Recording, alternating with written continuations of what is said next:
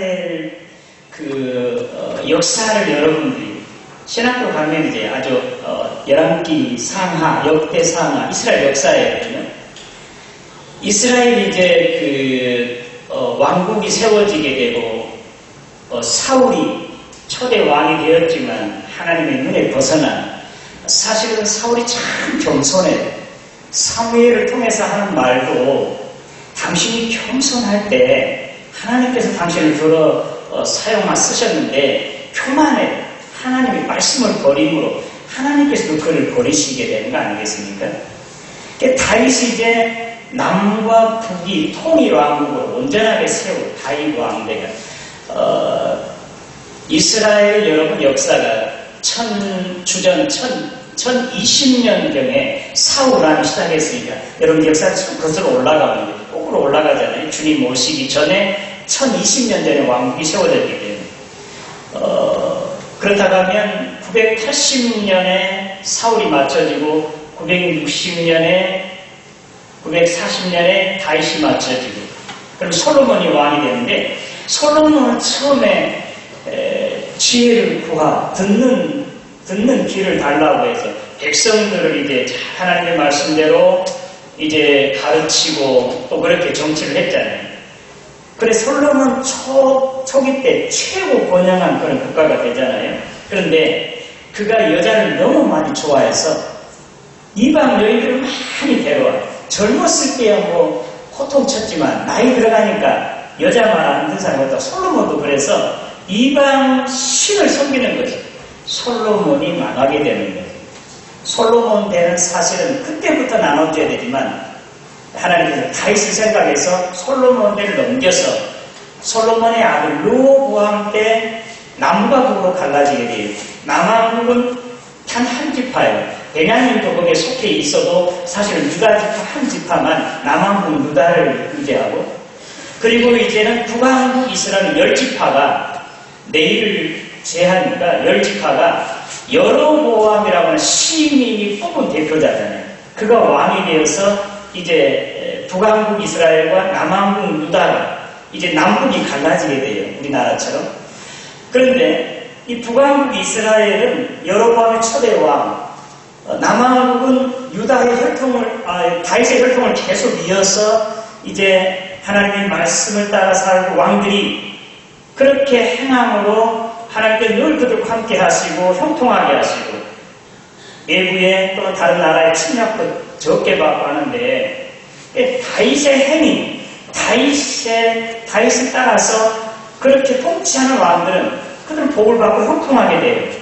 평화의 세상을, 평강의 나라로 평화의 시대를 만들어가요. 그런데 북왕국 이스라엘은 여로보암의 그 왕의 죄가 계속 이어져서 그 대를 이은 왕들은 뭐 보니까 한 2개월 있던가요? 최단거리 2개월간 하다가 왕이 그냥 반역이 일어나가지고 그를 죽이게 하고 그런 왕이 여러 가지 사건들이 많이 일어나게 되는데 북왕국 이스라엘은 여로보암의 죄, 다윗의 행위 이게 쭉 나라였어요. 그러니까 다윗의 행위를 따라 신앙생활하는 말씀대로 따라 사는 남왕국 유다 왕들은 다 하나님께서 함께 하심으로 형통해져요. 평강의 시대를 만들어가요. 그런데 북왕국 이스라엘은 초대 왕인 여로보암의 그 죄를 따라서 산당을 세우고 제사장도 내인이 아닌 자기가 원하는 사람으로 제사장을 삼고 그리고 또한 이제 장소도요. 단과 베델과 단에 이제 산당을 세워가지고 금신상을 만들어요. 금송아지를 만들어가지고 이것이 애국에서 인도해낸 요 하나님이야. 여기다 정배하라고. 왜 그런지 여러분 아시겠습니까?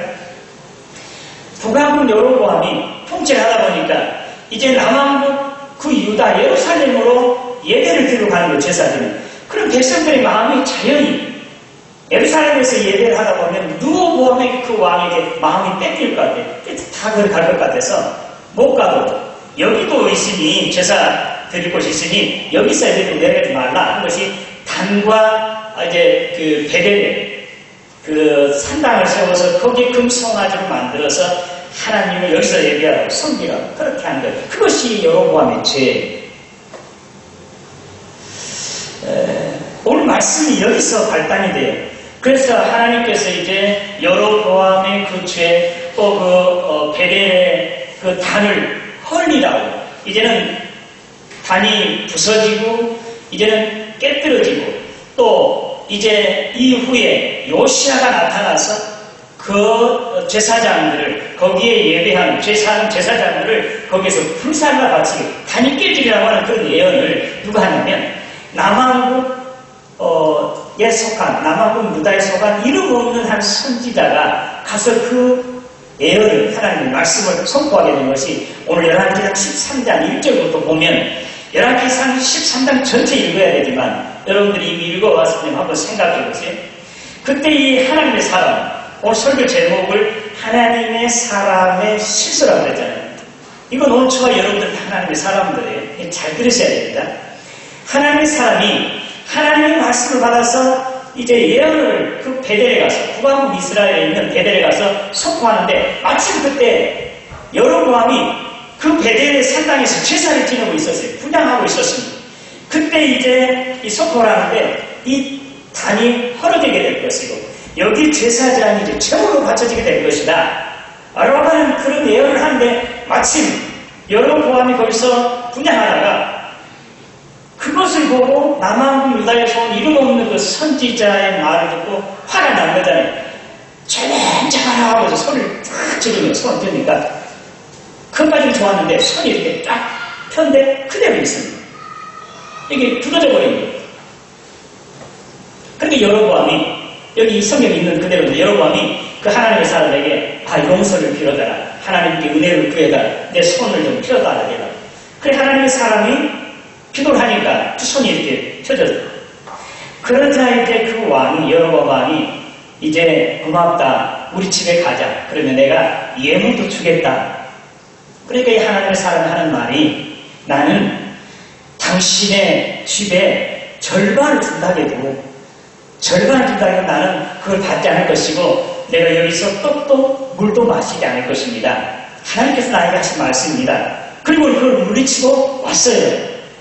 그런데 이제 여기까지 했을 때 오늘 우리가 함께 공독한 11절부터 19절 말씀 가운데 베델의 한 늙은 선지자가 와서 이 하나님의 사람인 유다에서 온 선지자에게 찾아갔어요.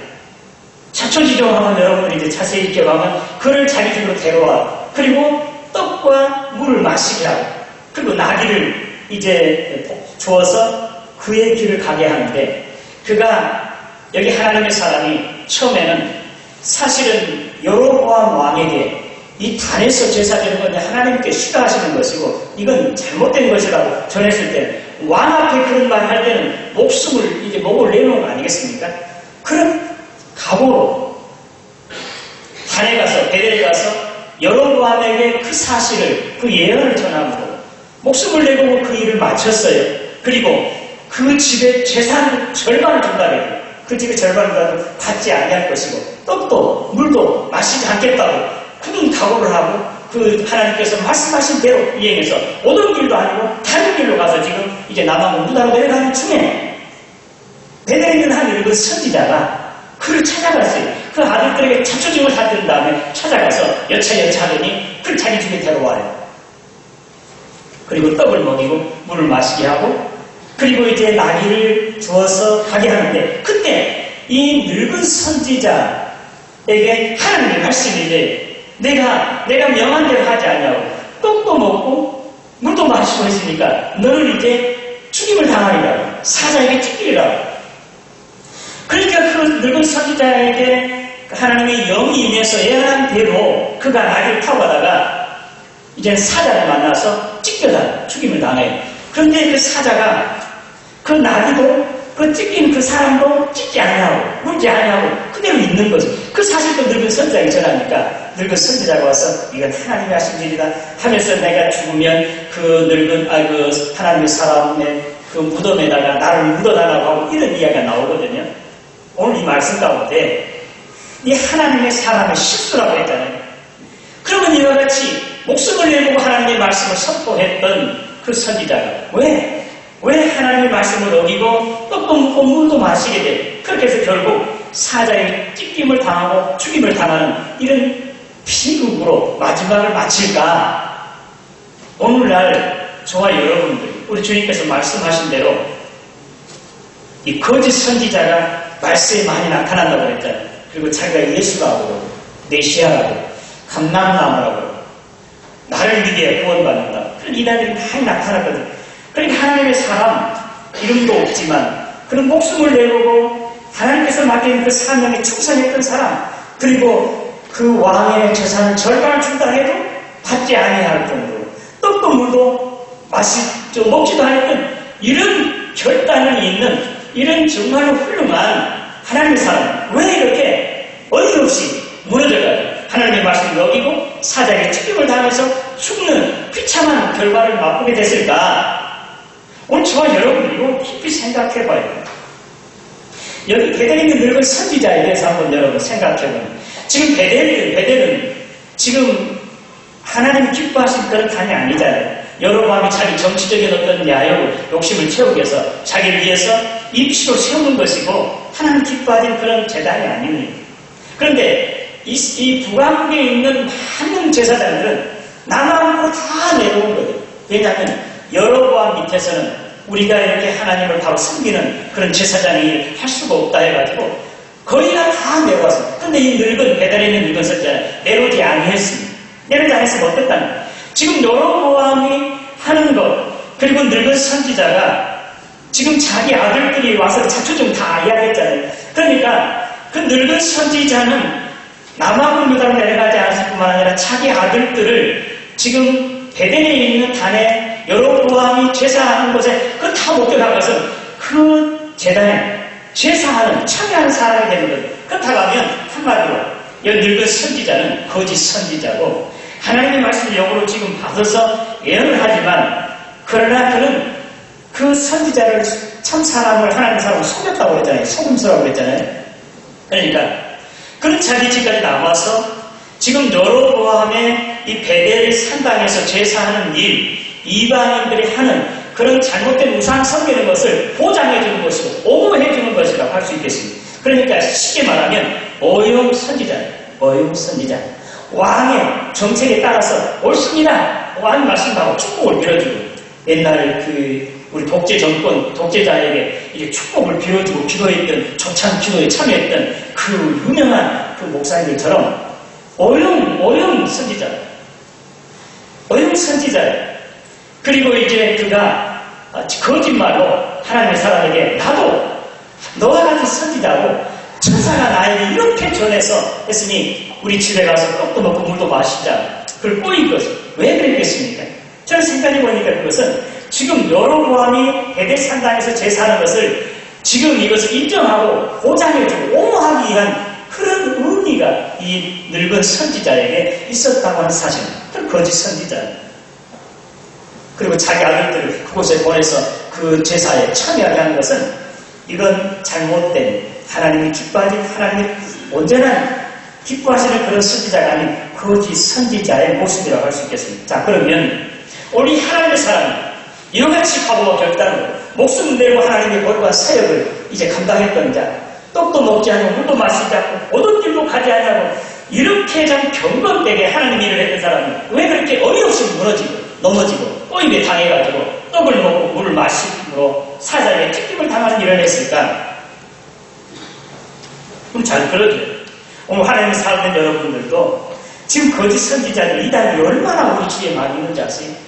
정신 바짝 차리셔야 됩니다.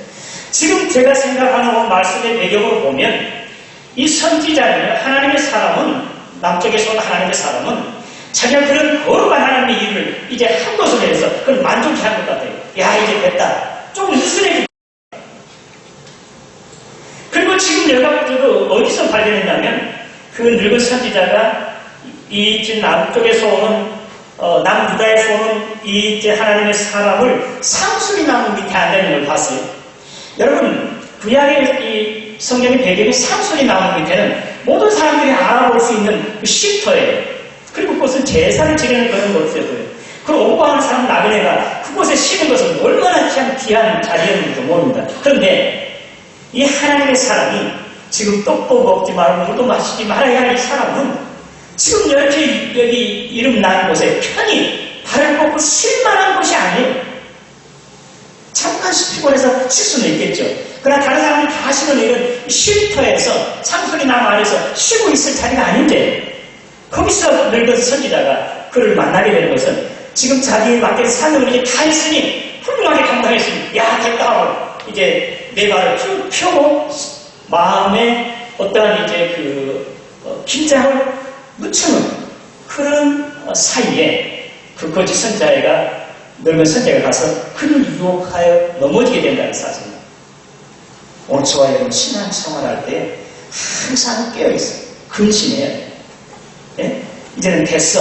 나 정도야 뭐 나야 뭐 끄떡없어. 그렇게 하는 긴장을 놓치면 안 됩니다. 우리는 항상 이단이나 사탄이 우는 사자처럼 택한 자들 그것도 삼키려고 그냥 문 밖에서 쭈그리고 앉아서 기회만 보고 있는 걸 여러분들은 생각하시기를 바랍니다. 우리 신앙인들은 절대로 긴장을 놓쳐서는 안 돼요. 우리 전쟁판이 있는 것이에요. 우리 맡겨진 사명 여러분 훌륭하게 감당했어도 금방 느스러진 이 하나님의 사람은 유혹해 넘어지는 거예요. 낮에도 말씀드렸습니다. 바울 사도는 그랬잖아요. 내가 이미 잡았다 함도 아니고 얻었다 함도 아니라 뒤에 있는 건 잊어버리고 앞에 있는 걸 잡으려고 이제 예수 그리스도의 푸름의 산을 쫓아간다. 탈밖에 한다. 그런 자기가 내가 다른 사람에게 복음을 전하고 내가 벌을 당하지 않아 항상 나를 자꾸 복종시킨다. 제가 복음을 전하면서도 주의 일을 하면서도 열심히 하면서도 항상 긴장을 놓쳐서는 안 되는 거예요. 그래서 고난주간 이제 이어서 40일, 사순절이니까 40일 해야 되는데 20일 하자고 하니까 그건 너무 길다고 해서 그것도 6일로 7일로 줄여놨는데 아침에 새벽에 우리 조목사님도 50장을 하라고 가상 7을 하니까 50명 올 거라 50명 복사하라고 했더니 29명 29명. 지난번에 월삭 3월 첫주 월삭 때보다 한 사람 적게 고난주간에 한번 여러분 같이 여기 있는 사람 50명 넘잖아요. 50명을 참여했으면 좋겠어요. 예? 긴장을 놓치지 마세요. 주님은 지금 십자가 때문에 겟세마네 동산에서는 지금 땀과 눈물을 피를 얼굴이 찢겨진다고 해요. 의학자들의 말에 의하면 얼마나 힘쓰고 했었으면 얼굴이 찢어서 피가 막 솟아났겠습니까? 땀방울이요 핏방울처럼 부슬부슬 떨어져서 막 쭉쭉 흘렀잖아요. 얼마나 기도하셨어요. 언제 가셨습니까? 주님이 그 십자가에 여러분 당하실 때 그 고통, 이 패션을 하시더라는 거 여러분 많이 봤잖아요. 주님의 고난, 얼마나 많은 고통 당하십니까? 거기에 더군다나 그 군병들과 로마 병들이 이제 뭡니까? 유대인의 군병들 어떻습니까? 주먹을 막 뺨을 때리고 침을 뱉어요. 갈대로 채려. 네가 메시아야? 널 친 사람이 누구냐? 그 수치 모멸을 왜 당하셨겠습니까? 오늘 저와 여러분 때문에 당하는 거잖아요. 내가 받아야 할 것이 주님이 지금 받으신 거잖아요. 그 다른 주님의 고난을 여러분 잠좀 튀어가지고 어젯밤에 좀 앉았더라도 좀 그냥 잠깐 하룻밤 앉아면 어떻습니까? 새벽기도 나오시 6일 동안이니까 그것도 우리 토요일날 안 하고 금요일날 저녁에 하니까 딱 6일이 있더라고요. 6일날 한번 같이 참여하세요. 긴장 놓치지 마세요.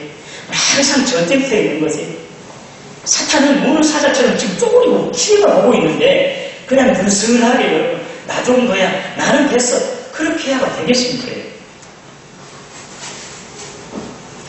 그리고 또 한 가지 이 하나님의 사람이 유혹당하는 게 또 있습니다.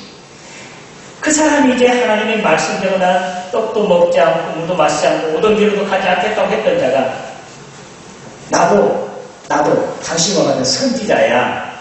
나도 당신과 같은 선지자야. 어젯밤에 천사가 나에게 나타나서 이렇게 해서 그 선지자를 이름 없는 하나님의 사람에게 먹이기도 하고 물도 마시라고 그렇게 나한테 말했어. 그러니까 오늘 말씀에 속이라고 했잖아요. 19절에. 그러니까 꼭꼭 넘어가는 거지. 긴장을 놓치고 있는 데다가 또 자기와 같은 선지자라고 하니까. 그러니까 오늘 우리 주위에 있는 이단들이에요. 적그리스도가 우리하고 다릅니까? 목사도 이 사람 있어요, 목사. 전도사도 있고요. 교회 축복, 장로, 직사 권사도 있어요. 나도 똑같이 너와 같이 열심히 신앙생활 했어. 야, 이리 와봐. 자기 같은 어떤 그 동료라고 하는 것에 대해서 거기서 그냥 꼭 넘어간, 나와 같은 선지자였으니 뭐, 거짓말 할 리가 있겠느냐? 그리고 천사가 말했다면 천사가. 여러분, 제가 1992년 10월 28일 날 주님이 공중 재림하시다 담임 선교 여러분 많이 들어보세요. 저는 가장 가까운 친구가 거기에 빠져있어요. 지금은 감리교 목사 그걸 다 털져버려요. 자기 아이들 둘이가 있는데 그냥 둘이 기자 환상을 봐요. 둘이 학교도 안 보내고 서울에 있는 사람 부산에서 똑같이 한 시간에 환상을 보게 돼요. 담임 선교에 속한 사람들. 여러분, 이단들은요, 사탄은요, 하늘에서 불도 내려요. 땅에서 불도 올리기도 하고. 어디에 기적이 나타나고 무슨 일이 나면, 이런 건 진짜 같다? 그렇게 속아지 마세요. 우리 주님이 마태복음 4장에 어떻겠습니까? 말씀에 성경에 기록되었을 때, 천사가 내 발을 붙들어서 돌에 부딪히지 않게 할 것이라. 또 기록되었을 때, 주 내 하나님 시험하지 말라. 우리 주님은 말씀으로 그들 대적하잖아요. 그들 맞잖아요. 우리가 말씀이 아닌 사람, 말씀을 놓는 사람, 100번 1000번 넘어가게 됩니다. 똑같은 목사하고 전도사예요. 똑같은 교회 장로 권사였으니까 그랬어? 그냥 동료 음식에 그냥 설거지까지 넘어가는 거지. 그리고 하나님의 말씀 봐봐 여기 있잖아. 비추어 사니까 자기가 맞는 곳에 가서 찾아가요. 성경에 다 짝이 있는 거지. 그야 창세기에서 요한계시록까지 다 서로 연결되어 있어요. 하나도 틀어지지 않아요. 근데 오늘 한쪽에 딱 빼가지고 여기 봐 기록됐잖아. 그런데 여러분들이 어떻게 거기에 넘어가지 않겠습니까? 하나님 말씀 깊이 생각하시고 밖에 사지 마시고 교회 와서 충분한 여러분 자리를 준비했으니까 여러분 성경 공부하시고 이단들은요 아무리 자기가 성경을 많이 배웠다고 하고요 믿음이 충만하고 성령 아주 충만하다고 이단들은 그보다 더 충만해. 그러니까 빠져넘어갈 수가 없어요. 넘어갈 수밖에 없어요. 항상 끼어서 근신하고 긴장을 놓치지 마시고 그리고 나 목사다 그리고 뭐 장로다 그렇게 해도 넘어가지 마세요. 그렇게 해서 아주 자기의 그러한 하나님 주신 사명 감당하시고 정말 이단들 또 거짓 선자에게 흔들리지 않고 넘어가지 않는 끝까지 주님의 뒤를 따라가는 십자가를 지시고 왕이 되신 주님의 뒤를 따라가므로 주님의 그 부활의 영광에 참여하시고 하나님의 나라 하나님 앞에 설 때 잘했다 칭찬 듣는 오늘 저와 여러분 되시기를 주님의 이름으로 기원합니다. 하나님 아버지 은혜 감사합니다. 주님 말씀하신 대로 마지막 때 거짓 선지자들이 많이 나타나서 내가 그리스도라고 하고 하나님의 이곳에 재림한다고 하고 이제 여러 가지 이유로 또 말씀까지 들어서 우리를 유혹하고 이제 시험할지라도 결코 흔들리지 않고 넘어가지 않도록 항상 깨어드시라며 기도하며 성령의 충만하신 능력을 믿고 말씀 깊이 묵상하고 말씀을 배우고 따라가므로 이제 이단에 속아 넘어가지 않는다고 믿음을 지키고 마지막 순간까지 맡겨진 사명에 충성하여 하나님 앞에 잘했다 칭찬 들을 수 있는 우리 모두가 되게 하여 주시옵소서.